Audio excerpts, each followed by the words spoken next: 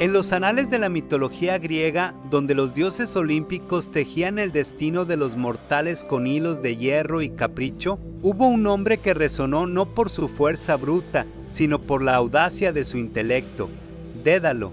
Ateniense de cuna, su espíritu era un laberinto en sí mismo, un torrente de geometría y sueños que lo llevaron a esculpir estatuas tan realistas que había que sujetarlas para que no caminaran. Pero la genialidad, cuando no va acompañada de modestia, siembra la ruina. Fue la envidia lo que manchó sus manos por primera vez, al ver el talento de su sobrino Talos, quien inventó la sierra imitando la espina de una serpiente. Dédalo sintió que su estrella se eclipsaba. Cuentan las versiones más oscuras del mito que lo empujó desde lo alto de la Acrópolis, un crimen que lo convirtió en un alma errante, condenada al exilio perpetuo. Y así, con el peso de la traición familiar en sus hombros, Dédalo huyó a través del mar Egeo, buscando no solo un nuevo hogar, sino un lugar donde su condena pudiera transformarse en gloria. Ese lugar sería Creta, la isla del toro, gobernada por el poderoso rey Minos, un soberano que, sin saberlo, estaba a punto de toparse con el hombre que construiría su orgullo más colosal y, paradójicamente, su vergüenza más profunda. Creta era un hervidero de deudas divinas. El rey Minos, para legitimar su trono, había recibido de Poseidón un toro blanco de una belleza sobrenatural, destinado al sacrificio. Pero la codicia se apoderó del monarca. Al ver la majestuosidad del animal, decidió quedárselo, engañando al dios del mar.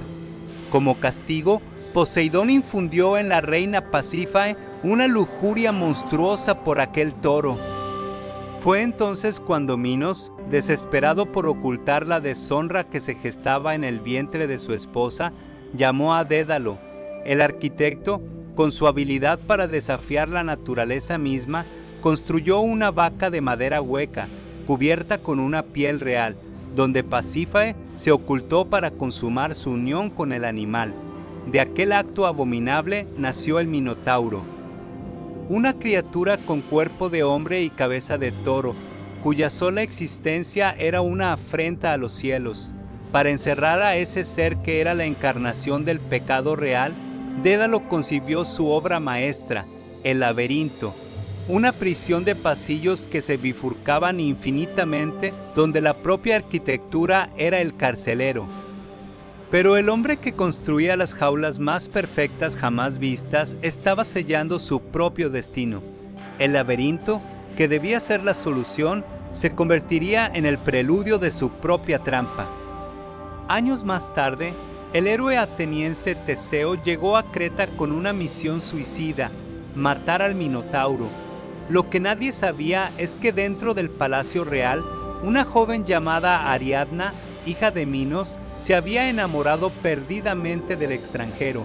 Desesperada, acudió a Dédalo. El arquitecto, quizás movido por la nostalgia de su Atenas natal o por el deseo de vengarse del rey que lo había reducido a creador de monstruos, le entregó el arma secreta, un ovillo de hilo. Con ese hilo, Teseo pudo adentrarse en el laberinto, dar muerte a la bestia y encontrar la salida. La huida de Teseo y Ariadna fue un golpe directo al orgullo de Minos.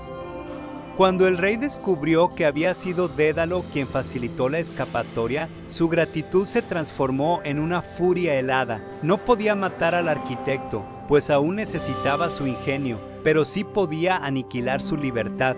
Así, Minos condenó a Dédalo y a su hijo Ícaro. El joven de mirada inquieta y espíritu aún no forjado, a la prisión más cruel de todas, la torre más alta del palacio. Una celda sin muros, pero con un guardián insalvable, el mar. Desde lo alto de aquella torre, Dédalo e Ícaro contemplaban día tras día el horizonte. El mar Egeo, salado y voraz, lamía las costas cretenses como un perro que espera su presa. Las naves de Minos patrullaban las aguas como escualos plateados. No había barco que se acercara sin ser visto, ni ruta que no estuviera vigilada. La libertad, para Dédalo, no era solo un deseo. Era una obsesión teñida de amargura. Durante las noches, mientras Ícaro dormía acurrucado contra las piedras frías, el arquitecto miraba el cielo, miraba a las gaviotas que planeaban con una indolencia que le parecía casi insultante, y fue en esas horas de vigilia donde la necesidad agudiza el intelecto, donde nació la idea más temeraria que jamás cruzó por la mente de un mortal. Dédalo comprendió que Minos podía controlar la tierra y el mar, pero que ni el rey más poderoso de Creta podía poner un candado al aire. Decidió que volarían, no con magia, ni con invocaciones a los dioses, sino con la única herramienta que le quedaba, la razón.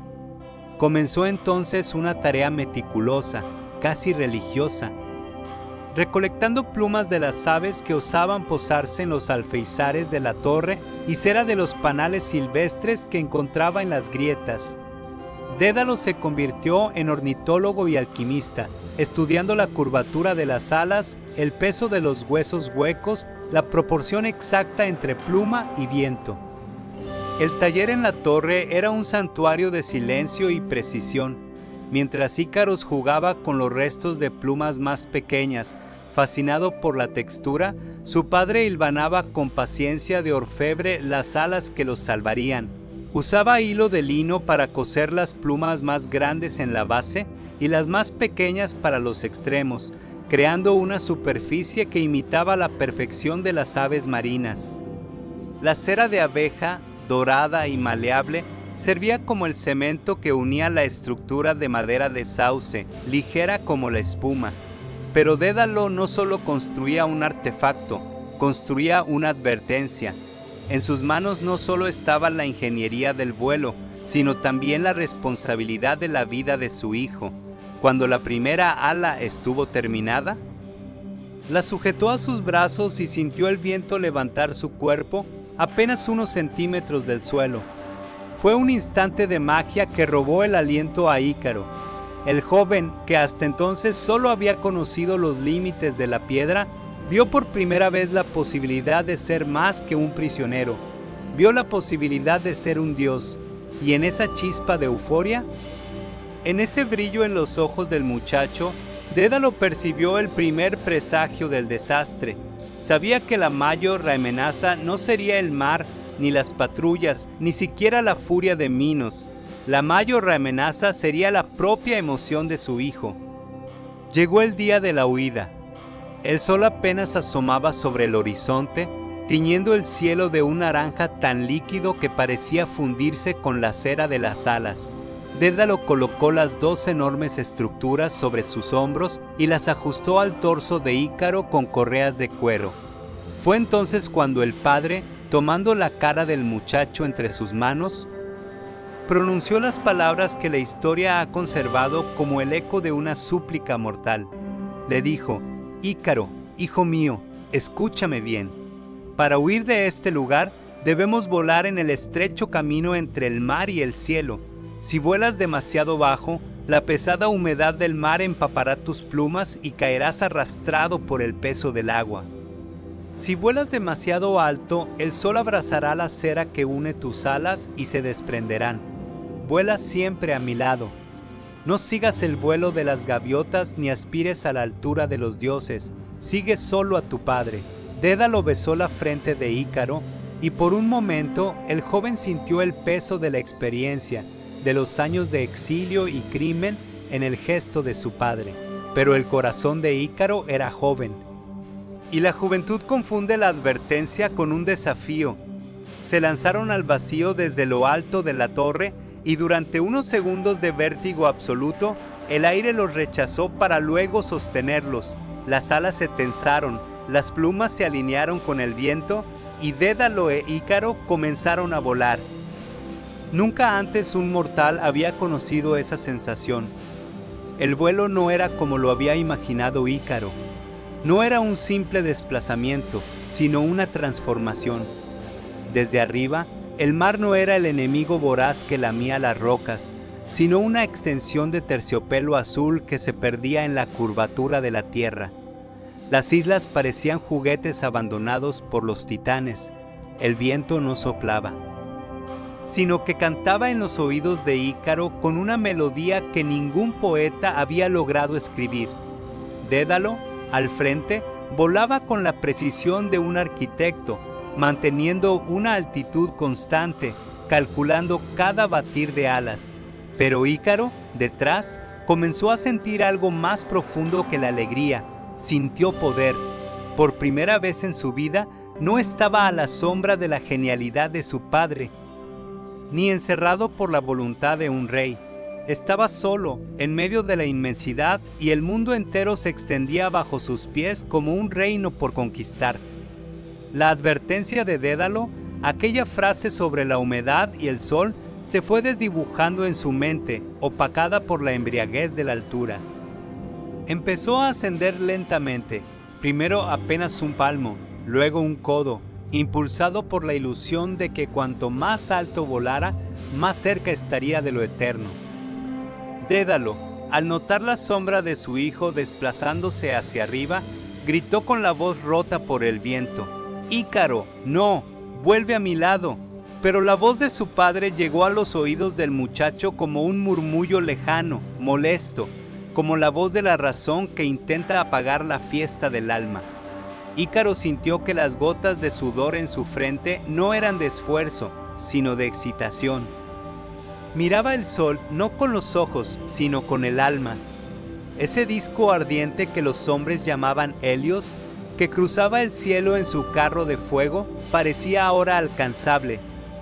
¿Acaso no era ese el mismo sol que había visto nacer y morir desde la torre? Ahora lo tenía enfrente, y un pensamiento peligroso cruzó su mente. Si podía volar, quizás podía tocarlo, la cera de sus alas. Bajo el implacable ascenso, comenzó a calentarse. Las plumas más pequeñas, las de los extremos, empezaron a curvarse, pero Ícaro no lo sintió. Estaba en éxtasis, volando en espiral hacia arriba, riendo mientras el mundo se reducía a un punto azul y verde bajo sus sandalias. La gibris, esa enfermedad trágica que los griegos temían más que a la peste, se había apoderado de él. Había olvidado que era mortal. Había olvidado que las alas eran prestadas, construidas para huir, no para desafiar. Fue un olor lo primero que anunció la catástrofe. Un olor a resina caliente, a cera de abeja derritiéndose, que flotó hasta la nariz de Ícaro en un instante de confusión. Bajó la mirada y vio que las plumas de sus hombros se desprendían como hojas en otoño, una a una, primero lentas, luego en cascada. El brazo derecho perdió la tensión, la estructura de mimbre crujió y se dobló. Ícaro intentó batir las alas para mantenerse, pero ya no había superficie que sostuviera el aire. Gritó entonces, pero no fue un grito de sorpresa, sino el alarido profundo de quien despierta de un sueño para caer en una pesadilla. «¡Padre!», fue la última palabra que pronunció mientras su cuerpo se desprendía del cielo como una estrella fugaz invertida. Dédalo, que había visto el desprendimiento desde abajo, volvió su rostro justo para ver cómo su hijo, su sangre, su única compañía en el exilio, caía envuelto en una nube de plumas sueltas. El arquitecto intentó descender en picada, forzando sus alas más allá del límite seguro, pero la distancia era insalvable. Vio el cuerpo de Ícaro golpear la superficie del mar Egeo. No hubo un gran estallido, sino un silencio repentino, un pequeño salpicón blanco que el mar tragó con la misma indiferencia con la que traga las gotas de lluvia.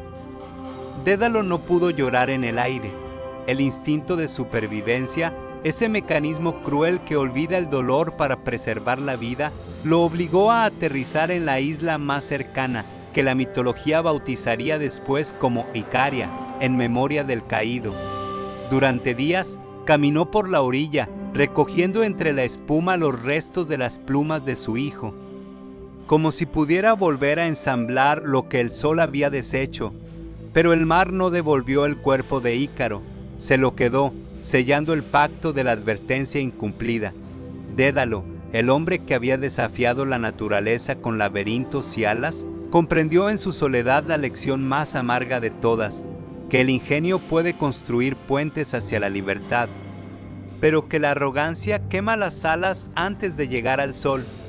Continuó su viaje solo, llegó a Sicilia, donde construyó un templo en honor a Apolo, colgando sus alas como ofrenda, prometiendo nunca más volar. Pero el mito no termina con el ahogamiento de Ícaro, termina con la mirada de Dédalo hacia el cielo, sabiendo que en algún lugar, en algún joven que sueña con volar demasiado alto, la historia se repetirá. Porque la hybris no muere con el que cae, se transmite como una maldición genética, un recordatorio eterno de que entre el hombre y los dioses existe un límite que no debe cruzarse, y que el sol, en su belleza abrasadora, seguirá siendo el vigilante que derrite la cera de los mortales que olvidan que solo son polvo con alas.